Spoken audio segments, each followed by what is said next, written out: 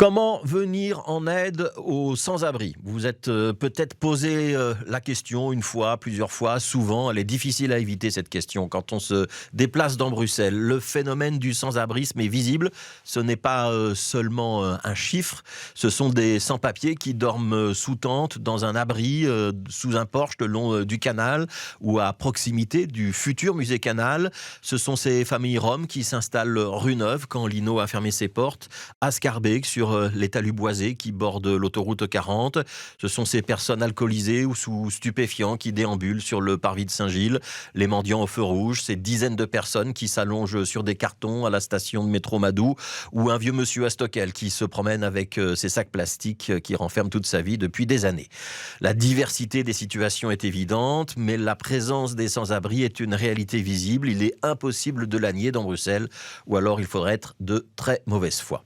Alors comment aider les sans-abri? La réponse n'est pas évidente. Il n'y a pas de baguette magique, pas de remède miracle. Et c'est tout le mérite de ce petit manuel d'accompagnement de la personne sans-abri qui est publié ces jours-ci par l'ASBL Infirmier ou Infirmière de rue.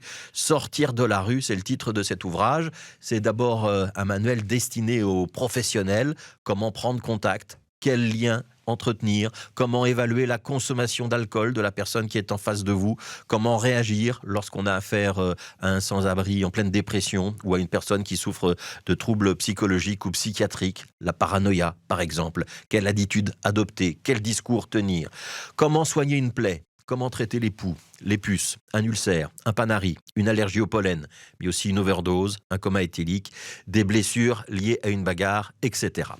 Lire cet ouvrage, c'est se plonger dans le quotidien des infirmiers et infirmières de rue et de tous ceux qui apportent leur soutien aux sans-abri. Et c'est prendre conscience de la difficulté de leur tâche.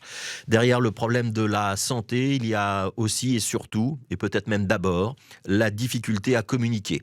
Savoir ne pas brusquer son interlocuteur, accepter de l'écouter, apprendre à mériter sa confiance, savoir qu'il va falloir du temps pour ça. Quand on est sans-abri, on cumule une série de difficultés, des difficultés relationnelles.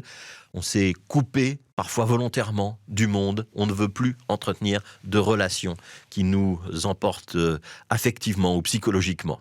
Il y a souvent une forte dépendance à l'alcool ou à la drogue. Il y a un rejet de la société et des institutions. Il ne suffit pas de proposer un logement pour sortir du sans-abrisme. C'est même un échec quasi assuré si on fait comme ça.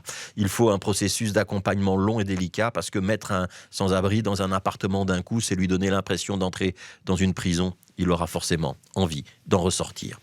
Et pourtant, infirmiers et infirmières de rue, l'ILO et d'autres organismes encore sortent chaque année des dizaines de personnes de la rue.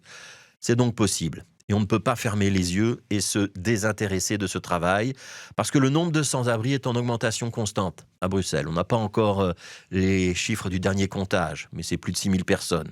Une personne sur 200, dit cet ouvrage Sortir de la rue. Une personne sur 200, c'est énorme. Et surtout, vivre dans la rue, c'est perdre 30 ans d'espérance de vie.